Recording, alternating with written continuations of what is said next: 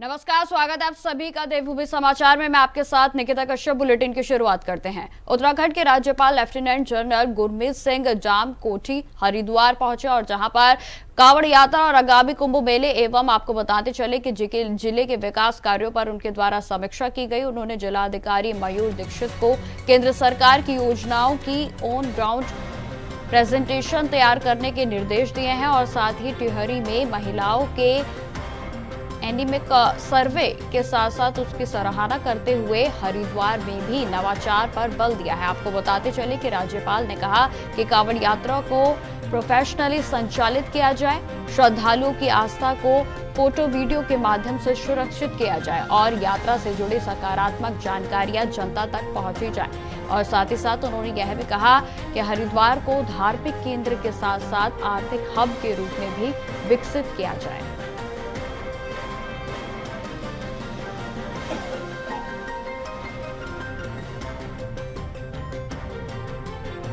है इसकी जो आउटपुट है वो बहुत ही सुंदर होने वाली है और मैं तो आपके माध्यम से पूरी मानवता को, हर भारतीय को, हर उत्तराखंडी को कहूँगा कि आइए हरिद्वार, ऋषिकेश, इस जगह में आइए। ये तो आस्था का केंद्र है और आपको दिव्यता और भव्यता का एक अलग ही अनुभव हो। और इसके ऊपर में विशेषकर जो एडमिनिस्ट्रेशन है वो भी स्वच्छता के ऊपर में, क्लीननेस के ऊपर में, ड्रग डी एडिक्शन के ऊपर में खास काम कर रहे हैं। मुझे लगता है यहाँ सबसे अच्छी बात है कि टीम वर्क के साथ में पूरा विजन है और I am definite about it कि जो रोड मैप के बारे में मैंने सुना है उसको बहुत सुंदर तरीके से हासिल किया है।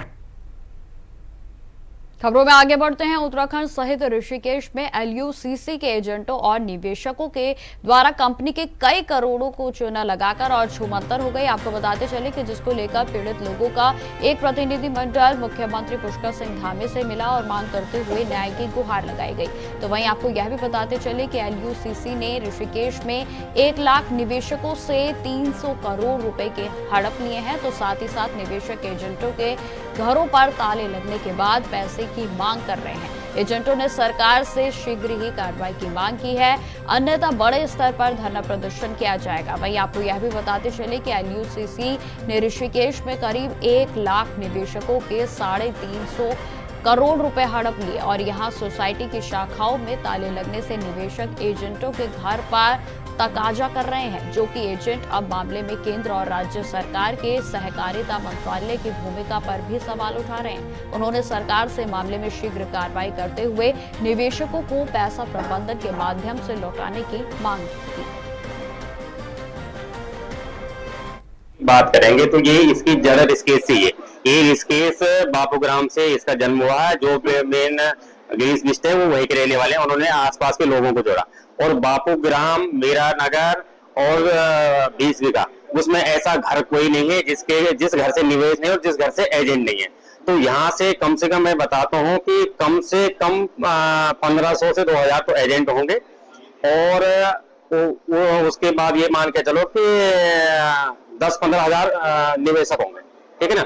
और जो उनका निवेश सबसे ज्यादा मोटा निवेश यहीं का, वो 300 से 350 करोड़ रुपए का निवेश है केवल ऋषिकेश से। एक मैडम ऐसी है, उनका नाम है क्या बोलते हैं, मुझे उर्मिला बिस्के तो है, उर्मिला बिस्के जो कोड था उसी कोड के अंदर 150 करोड़ है। एक करके है मंगला, उन्होंने पौड़ी और कोटवा तक ले रखा था, उनके अकेले के कोड में है 100 करोड़।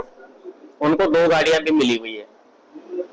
तो ऐसा है। और इसके बाद में जैसा अभी फिर मैं बताऊं, उसको मैं दोबारा दोहरा रहा हूं कि भारत सरकार ने कृषि मंत्रालय अलग बनाया और ये पैसा 2021 के बाद 2024 तक बहुत मोटा इन्वेस्टमेंट हुआ है।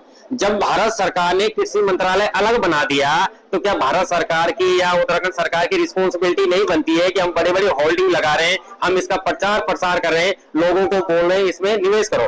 उसमें बड़ी बड़ी हेडिंग आती है कि हम गांव को मजबूत बनाएंगे, गांव में डेयरियां खोलेंगे सहकारिता समिति के, इसमें छोटे छोटे उद्योग लगवाएंगे। तो लोगों ने उस पे विश्वास करके, बड़ी बड़ी न्यूज छपती, बड़े बड़े होल्डिंग लगते हैं, उस पे विश्वास करके लोगों ने निवेश किया कि चलो हमारे एक तो रोजगार भी मिल जाएगा, 5-10 हजार रुपए हमारी जेब खर्चा हो जाएगा और हमको ब्याज भी मिल जाएगा, आगे जब मोटा पैसा आएगा तो हम उसमें कुछ यूज करेंगे। अच्छा, माननीय मुख्यमंत्री से 11 तारीख को हमारा एक मंडल मिलने गया था। निश्चित तौर पे बहुत अच्छा उन्होंने हमें आश्वासन दिया है और बहुत जल्दी इसमें वो निर्णय लेंगे।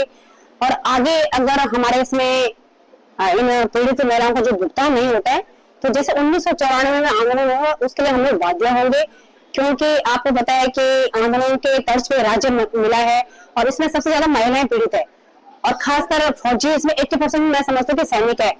मिले था कि जिनकी जमीनें बिकी हुई उन्होंने भी अपना पैसा लगाया है इसमें, जिनका टी डैम का पैसा था उन्होंने पैसा इसमें लगाया है। तो हमने माननीय मुख्यमंत्री से बहुत अच्छे से अपनी बात रखी और बहुत अच्छे से उनको सुना है इस बात को, और अगर ये हम लोग बहुत बड़े आंदोलन करेंगे, इसके लिए हम लोग तैयारी कर रहे हैं। अगर 20 दिन के अंदर हमारी ये मांग पूरी नहीं होती है, यहाँ पे जो सहकारी मंत्री है, उनको जो सचिव है उनको दी है, और जो हमारे उत्तराखंड के डीजीपी साहब है उनको तत्काल उनको फोन किया है। उन्होंने कहा है कि गंभीरता से इसमें जांच करी है, बहुत बड़ा घोटाला ये प्रदेश के अंदर हो चुका। उत्तराखंड के मुख्यमंत्री पुष्कर सिंह धामी ने नई दिल्ली में केंद्रीय ऊर्जा व आवास एवं शहरी कार्य मंत्री मनोहर लाल से मुलाकात की और वहीं आपको बताते चले कि कई विकास योजनाओं से जुड़े प्रस्ताव भी सौंपे गए। जल विद्युत परियोजना के लिए विशेष सहायता के अनुरोध के साथ ही उन्होंने प्रधानमंत्री आवास योजना के अंतर्गत कमजोर आय वर्ग के आवासों के निर्माण में आ रही व्यवहारिक चुनौतियों की ओर से ध्यान आकृष्ट किया और साथ ही साथ सीएम पुष्कर सिंह धामी ने रीजनल रैपिड ट्रांजिट सिस्टम को भी मोदीपुरम मेरठ मार्ग से आगे हरिद्वार तक विस्तारित करने की मांग की गई और इससे न सिर्फ यातायात की समस्या हल होगी बल्कि शहरीकरण और समग्र विकास को भी बढ़ावा मिलेगा। तो वहीं आपको यह भी बताते चले कि सीएम धामी ने PMAY में भी संदर्भ में केंद्रीय मंत्री से बातचीत की। राज्य सरकार निजी भागीदारी मॉडल के अंतर्गत सफलतापूर्वक परियोजनाएं संचालित कर रही है, लेकिन एक मुश्त जो केंद्रीय अनुदान की व्यवस्था है, परियोजनाओं का कैश फ्लो प्रभावित हो रहा है, उसको लेकर भी उनसे कई विषयों पर चर्चा की गई।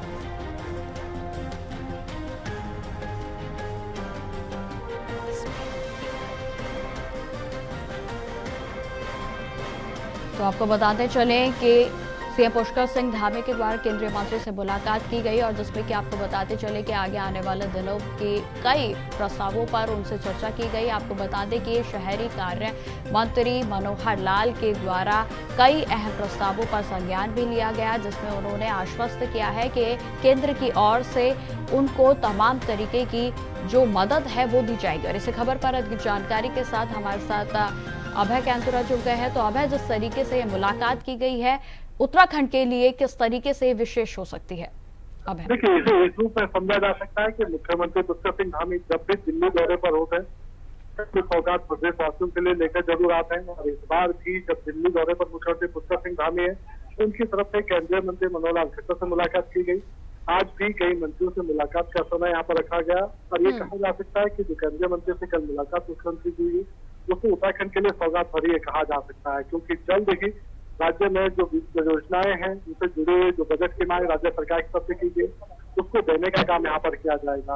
और अभी ये कहा जा सकता है कि मुख्यमंत्री का दिल्ली दौरा अभी भी जारी है और उसमें ये कह सकते हैं कि जिस तरीके से केंद्रीय मंत्रियों से मुलाकात वो यहाँ पर करेंगे, तो राज्य के जो विभिन्न विषय है, विकास से जुड़ी परियोजनाओं को लेकर जो बातचीत वहाँ पर करेंगे उस पर जरूर कुछ न कुछ सौगात केंद्र की तरफ से देने का काम यहाँ पर किया जाएगा।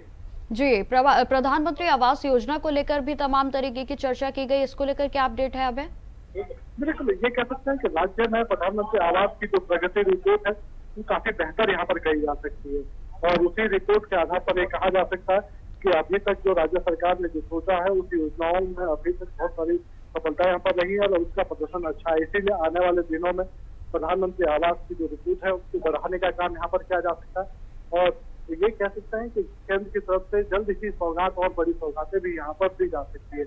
और अभी तक ये कह सकते हैं कि जो मुख्यमंत्री का जो दौरा रहा है उस दौरे में भी कोशिश यही रही है मुख्यमंत्री पुष्कर सिंह धामी की कि राज्य के भीतर जो विकास की जो परियोजना है वो लगातार आगे बढ़ सके और राज्य की जनता को उसका लाभ यहाँ पर मिल सके।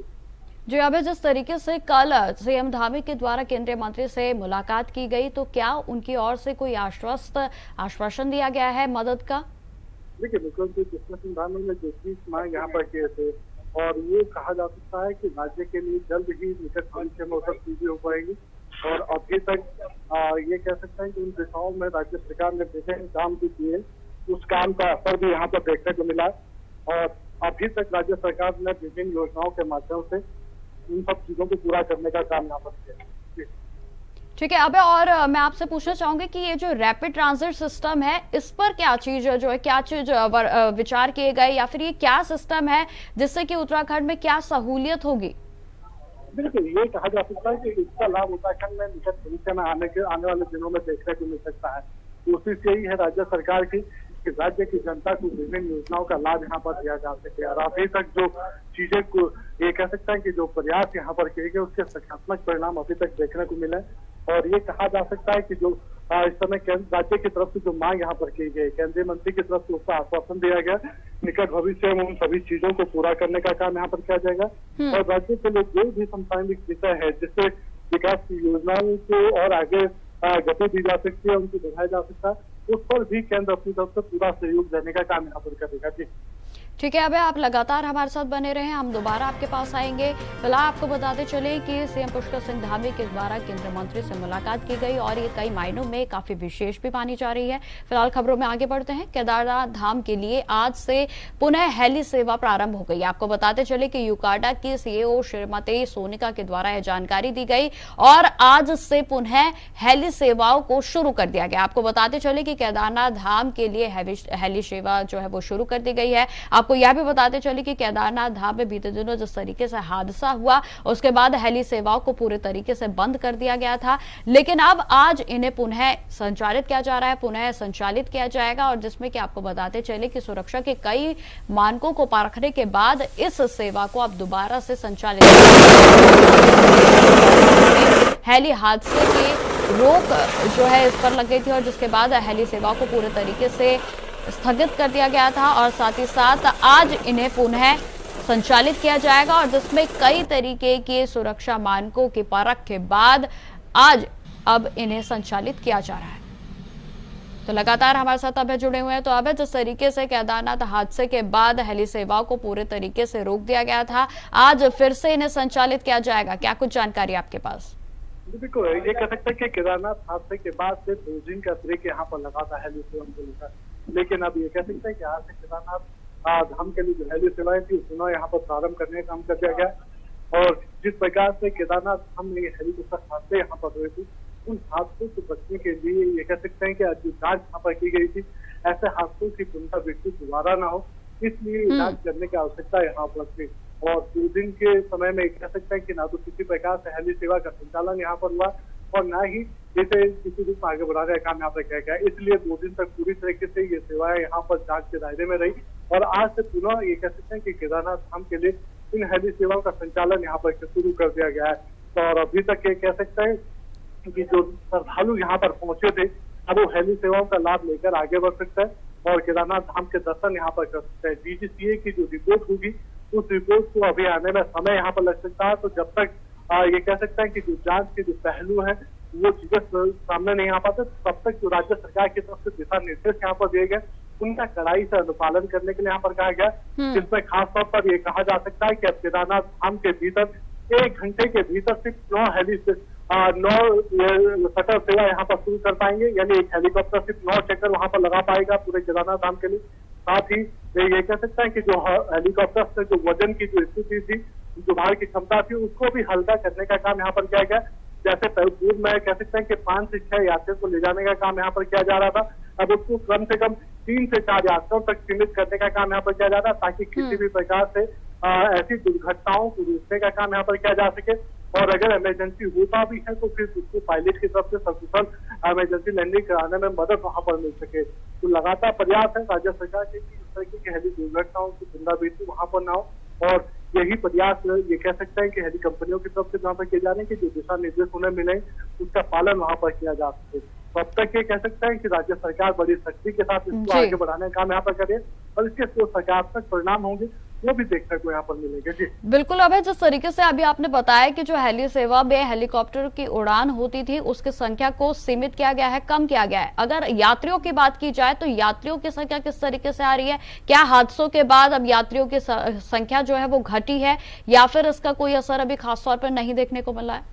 देखिए, रविवार को जो हेली हादसा वहां पर हुआ था उसके बाद ये कह सकते हैं कि केदार घाटी में एक दहशत का माहौल वहां पर देखने को मिल रहा था। जो श्रद्धालु उस दिन हेलीपैड पर मौजूद थे उन श्रद्धालुओं के मन में एक दहशत का माहौल वहां पर देखने को मिल रहा था। लेकिन अब जैसे ही आज ये कह सकता है सुबह से हेली सेवा वहां पर प्रारंभ हुई है तो फिर से वही जो श्रद्धालुओं में वहां पर देखने को मिल रहा है, जो इनके द्वारा बुकिंग यहाँ पर की गई थी वो लोग अपने बुकिंग करते नजर आ रहे हैं। और अभी तक ये कहा जा सकता है कि जो प्रयास राज्य सरकार की तरफ से किए गए उन प्रयासों के सकारात्मक परिणाम यहाँ पर देखने को मिल रहे हैं। यानी हेली जो कंपनियां हैं वो भी नियमों का पालन करती हुई नजर आ रही है और आने वाले दिनों में कह सकते हैं कि बड़ी सख्ताई के साथ इस हेली कंपनियों को नियमों का पालन वहां पर करना होगा। उसके लिए अधिकारियों की जो जिम्मेदारी है उसको भी तय करने का काम वहां पर किया जा रहा है। जी ठीक है, अब तमाम जानकारी के लिए आपका बहुत बहुत धन्यवाद। और जिस तरीके से आपको बताते चले कि एक बार फिर से अब उत्तराखंड में चारधाम यात्रा की बात हुई या फिर केदारनाथ धाम में जिस तरीके से हादसा हुआ उसके बाद अब पुनः हेलीकॉप्टर की सेवा को संचालित कर दिया गया है। खबरों में आगे बढ़ते हैं। उत्तराखंड में चारधाम की यात्रा अपने चरम पर है और जहां पर हर दिन श्रद्धालु की संख्या चारधाम यात्रा पर बढ़ रही है। आपको बताते चले कि इस 1.5 महीने की यात्रा में केदारनाथ यात्रा में बम्पर यात्री पहुंचे हैं और अभी तक ये आंकड़ा 10 लाख के पार हो चुका है। तो वहीं चारधाम यात्रा के अभी तक के आंकड़ों की बात की जाए तो ये संख्या 30 लाख के पार पहुंच गई है। और इसको लेकर पर्यटन सचिव सचिन कुर्वे ने भी इस पर अधिक जानकारी दी। उन्होंने कहा कि 2 मई से लेकर 15 जून तक चारों धामों में अभी तक 31 लाख के करीब श्रद्धालु दर्शन कर चुके हैं। उन्होंने यह भी कहा कि मई में जितनी तादाद में यात्री आए थे उतनी ही संख्या में जून में भी हैं। तो वहीं उम्मीद यह है कि आने वाले दिनों में जून तक 35 लाख का आंकड़ा हम पार करेंगे। 2 मई से लेके अगर हम 15 जून तक के आंकड़े देखें तो चारों धाम में अभी तक सब मिला के ऑलमोस्ट 31 लाख के आसपास यात्रियों ने दर्शन कर चुके हैं। और मई में जितने यात्री आए थे उतनी ही तादाद में यात्रियों की संख्या जून में भी है। और आने वाले दिनों में हम जो एक्सपेक्ट कर रहे हैं कि जून के अंत तक ये आंकड़ा ऑलमोस्ट 35 लाख क्रॉस कर जाए। खबरों में आगे बढ़ते हैं। मौसम विभाग ने प्रदेश के 4 जिलों में भारी बारिश का अलर्ट जारी किया है। आपको बताते चले कि मौसम विभाग के मुताबिक प्रदेश के पर्वतीय क्षेत्रों में कहीं कहीं बारिश होने की संभावना है और जिसको लेकर येलो अलर्ट को भी जारी किया गया है। वहीं मंगलवार की बात की जाए तो खासकर चमोली, बागेश्वर, नैनीताल और रुद्रप्रयाग जिलों में कहीं कहीं भारी बारिश होने की संभावना थी और जिसमें कि जबकि अन्य जिलों में तेज हवाएं चलने और बिजली गरजने की भी चेतावनी जारी की गई है। साथ ही साथ मौसम विभाग की ओर से जारी पूर्वानुमान के मुताबिक 22 जून तक प्रदेश भर में बारिश के लिए चेतावनी को जारी किया गया है। खासकर पर्वतीय जिलों में कहीं कहीं बारिश जो है वो भारी तौर पर होगी और साथ ही साथ प्रदेश के अन्य जिलों में गर्जना के साथ आकाशीय बिजली चमकने और तेज झोंकेदार हवाएं चलने का भी अलर्ट जारी किया गया। आपको बताते चले कि मौसम वैज्ञानिकों ने नदी नालों के किनारे रहने वाले लोगों को सचेत रहने की सलाह दी है।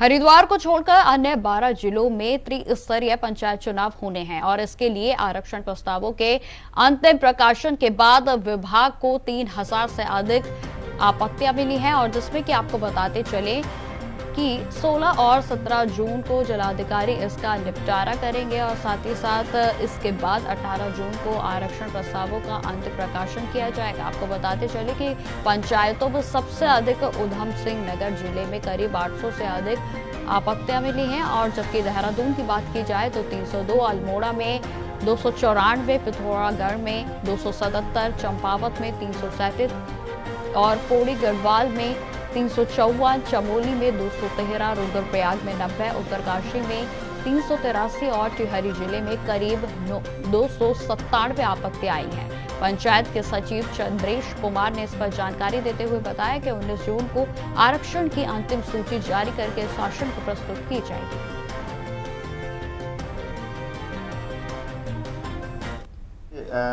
जो पदों और स्थानों के आरक्षण से संबंधित शासनादेश जारी किया जा चुका है जिसकी जो रिजर्वेशन की प्रक्रिया है ये 19 तारीख तक पूरी कर ली जाएगी। आज 16 तारीख है, 16 और 17 2 दिन जो ऑब्जेक्शंस आए हैं जिला कार्यालयों में जिलाधिकारियों के द्वारा उसका निस्तारण किया जा रहा है और निस्तारण करने के बाद 19 तारीख को अंतिम जो सूची है उस सूची का पब्लिकेशन किया जाएगा और वो सूची शासन को उपलब्ध करा दी। ये जिले पर ही जानकारी मिल पाएगी क्योंकि जिलाधिकारी आपत्तियों का निस्तारण करते हैं तो आपत्तियां उन्हीं के पास हैं। मंगलोर की धरती के लिए आज का दिन बेहद ही गौरवान्वित है क्योंकि मंगलोर क्षेत्र के गांव ठाकसा के निवासी तरुण सैनी ने देहरादून स्थित भारतीय सेना अकेडमी में आयोजित पासिंग आउट परेड के उपरांत लेफ्टिनेंट का पद प्राप्त किया है और उनकी इस उपलब्धि ने न सिर्फ उनके माता पिता बल्कि पूरे क्षेत्र में हर्ष की लहर दौड़ गई है। आपको बताते चले कि दोनों अभिभावक सरकारी सेवा में कार्यरत हैं और आज का दिन तब उनके जीवन के लिए सबसे खास बन गया जब पासिंग आउट परेड के बाद लेफ्टिनेंट तरुण सैनी अपने पैतृक गांव खसका पहुंचे और जहां पर ग्रामवासियों ने तरुण का गुलदस्तों सहित फूलमाला के साथ साथ ढोल नगाड़ों के सहित भारत माता की जयकारों के साथ भव्य स्वागत किया और उसकी ये उपलब्धि पूरे क्षेत्र में खुशी का कारण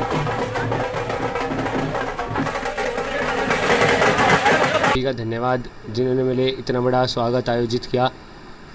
कोई भी मतलब जो तैयारी करता है कहीं भी जाने की किसी भी एग्ज़ाम की या फिर उस पर आफ्टर उसमें सक्सेस होके वो पास आउट होके भी आता है या फिर कहीं से भी वो बन के आता है, वो कभी अपनी लाइफ में ऐसे इमेजिन नहीं करता कि इतने सारे लोग उसके लिए इकट्ठे होंगे, अपनी कीमती समय देंगे क्योंकि आजकल सबकी ज़िंदगी में अपने अपना कुछ ना कुछ चल रहा है। तो उन सभी को सबसे पहले तो बहुत बहुत धन्यवाद। और वो एक तरीके से वो मेरे लिए भी एक बहुत बड़ा मोटिवेशन है क्योंकि क्या होता है कि जब इतने सारे लोग आते हैं कि खुद के मन में भी रहता है कि अभी तो मेरी जर्नी स्टार्ट हुई है कि मैं आफ्टर ट्रेनिंग आया हूँ, तो मेरे को भी लगेगा कि जब मैं गया था पास आउट हो गया मेरे को भी अभी फ़ौज में बहुत आगे जाना है, बहुत लोगों का नेतृत्व करना है। तो मेरे दिमाग में हमेशा रहेगा कि इतने सारे लोग आए थे तो मैं कभी भी अपने पैर फिर पीछे नहीं हटाऊँगा। कोई भी चैलेंज आएगा मेरे आगे, कोई मुसीबत आएगी, इन सब का मेरे दिमाग में ज़रूर आएगा कि हाँ इतने लोग आए थे, इतने लोगों ने मेरा स्वागत किया था, तो बिल्कुल भी किसी भी काम से पीछे नहीं हटना है और आगे बढ़ते रहना है। फिर तो ये फीलिंग हुई थी मैं जब इतने सारे लोगों को देखा था कि भाई अभी तो शुरुआत है, अभी तो और बढ़ना है क्योंकि इतने सारे लोगों का आशीर्वाद और विश्वास साथ है। सब गौरव का एक पल है, सभी लोगों का आशीर्वाद मिला होता गांव का, कभी कोई भी ऐसा नहीं लगा कि किसी ने आशीर्वाद न दिया हो। बहुत अच्छा लगा, इसने गांव का पूरे गांव का गौरव से सीना छोटा कर दिया। सभी गाँववासी खुश है, इसके स्वागत में आए हुए हैं और पूरे क्षेत्र का। अब खबर नैनीताल से है जहां तालाब व गांव की बेशकीमती भूमि की रसूखदारों के द्वारा किए जा रहे कब्जे को लेकर दायर याचिका पर सुनवाई हुई और जिसमें कोर्ट ने राज्य सरकारों को 3 सप्ताह में अतिक्रमण हटाने के निर्देश दिए। तो वहीं आपको बताते चले कि इस मामले के लिए 30 जून की तारीख निर्धारित की गई है। बताते चले कि 1 वर्ष बीत जाने के बाद भी अतिक्रमणकारियों पर कोई भी कार्रवाई नहीं की गई और इस दौरान तालाब व रास्ते से अतिक्रमण हटाने के लिए उच्च न्यायालय से प्रार्थना की गई ताकि तालाब को सूखने से भी बचाया जा सके। दाब की कला तहसील लक्सर जिला हरिद्वार में दाब की कला निवासी राकेश कुमार ने एक जनहित याचिका दायर करके ये कहा कि उनके गांव के अंदर जो तालाब की भूमि है, जो रास्ते की भूमि है, उस पर कुछ लोगों ने अतिक्रमण किया हुआ है। इस संबंध में उन्होंने उच्चाधिकारियों को ज्ञापन प्रेषित किए, लेकिन पिछले 1 वर्षों के ज्ञापन के बाद भी कोई कार्रवाई न होने के बाद ये जनहित याचिका माननीय न्यायालय के अंदर दायर की गई। माननीय न्यायालय ने आज सरकार से जवाब की अपेक्षा की है कि अतिक्रमण को चिन्हित कर हटाएं और उसकी रिपोर्ट जो है कंप्लायंस जो है माननीय न्यायालय के समक्ष प्रस्तुत करें। कर्ता का ये कहना था कि गांव के कुछ लोगों ने उस सरकारी भूमि पर जो तालाब के रूप में और रास्ते के रूप में है उसके ऊपर अतिक्रमण करके और उसको अपना नाजायज लाभ जो है कमा रहे हैं। ग्रामीण क्षेत्र में जो वाटर बॉडीज़ हैं, वाटर बॉडीज़ के बारे में माननीय न्यायालय का पहले से ही रुख रहा है कि कोई भी वाटर बॉडी एनक्रोच अपॉन नहीं की जानी चाहिए और ये स्टेट की जिम्मेदारी है कि वो किसी भी वाटर बॉडी को जो तालाब के रूप में है उसको जो है दोबारा रिचार्ज करें, संरक्षित करें, उसकी सुरक्षा करें ताकि जो है उसका सुनिश्चित लाभ जो है ग्रामवासियों। तो फिलहाल इस बुलेटिन में इतना ही। देश दुनिया की तमाम खबरों की जानकारी के लिए बने रहे हमारे साथ। नमस्कार।